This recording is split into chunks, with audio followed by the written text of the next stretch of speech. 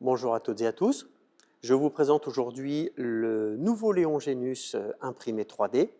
Sur ce vélo, vous retrouvez donc toute la nouvelle technologie que l'on a mis en place il y a quelques mois et sur laquelle on travaille depuis de nombreuses années, puisqu'on a commencé en mars 2020.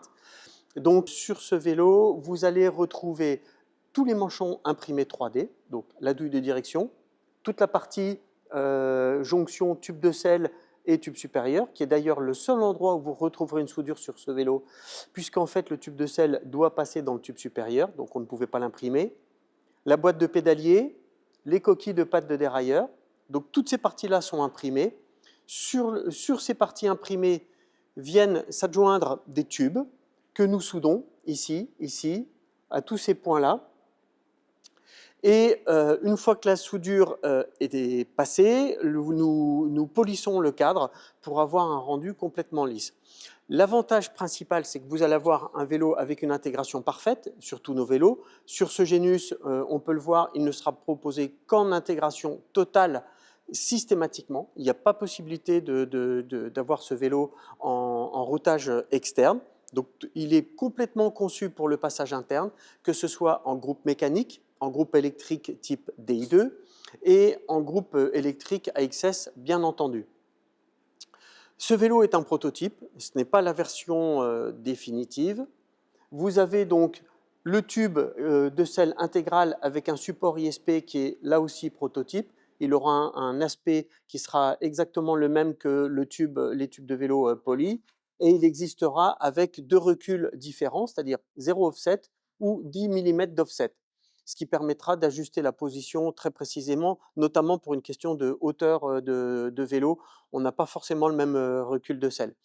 Ce vélo a une géométrie très agressive, c'est complètement revendiqué. Léon se positionne et revient à ses fondamentaux qui sont la compétition. On a voulu un vélo extrêmement nerveux et sportif, avec un comportement complètement assumé de vélo engagé, plutôt rigide. On profite encore un petit peu des qualités du titane pour l'absorption des vibrations, mais surtout une durabilité incroyable. Et puis l'affect particulier du titane quand on roule sur un vélo en titane, pour ceux qui roulent déjà sur un vélo en titane, ils savent ce que c'est. On est sur un vélo donc, qui pèse 1800 grammes en taille M, le kit cadre avec le support ISP. Clairement, nous ne sommes pas du tout au niveau des poids des vélos en carbone, qui sont bien plus légers. Cependant, ce vélo-là va commencer à un peu moins de 7 kg dans la version de série, dans notre catalogue. Et on a du mal à être à plus de 8,2 kg avec un montage entrée de gamme, entre guillemets.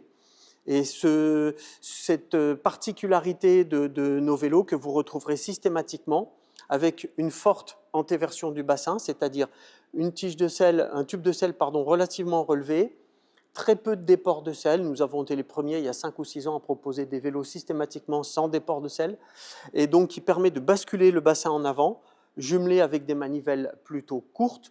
Donc ce sont des vélos dont la géométrie va vous inciter à avoir des rotations par minute un peu plus élevées, à alléger un petit peu les genoux, à limiter les problèmes de sciatique et donc d'avoir peut-être un tout petit peu plus de poids sur les bras, mais qui va apporter aussi de l'adhérence du fait de ce supplément de poids sur l'avant du vélo. Le Genius est prévu pour une boîte en T47. Donc tout le système d'axe traversant, bien entendu, patte UDH. La patte UDH qui permet d'installer un dérailleur type T-Type, SRAM.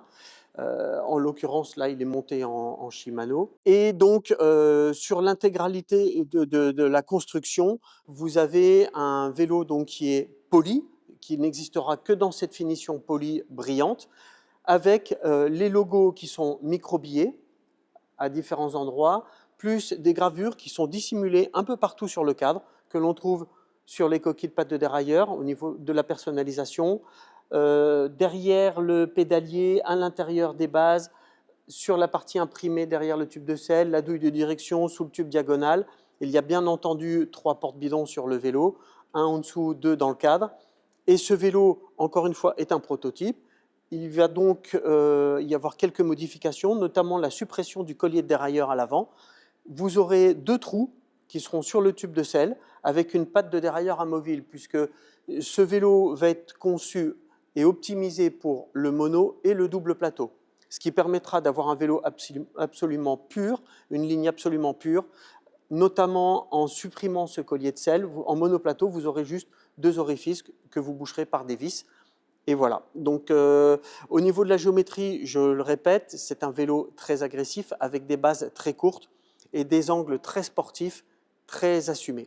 Donc, ce vélo, je le conseille clairement pour un usage sportif, que ce soit en ultra, que ce soit en cyclosportif, mais bien évidemment en usage compétition.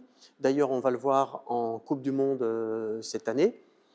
Et clairement, vous pouvez faire des critériums, des triathlons, même longue distance, enfin tout ce que vous voulez. Tant que c'est sportif, c'est son programme. Voilà, je vous remercie, à très bientôt pour une nouvelle vidéo.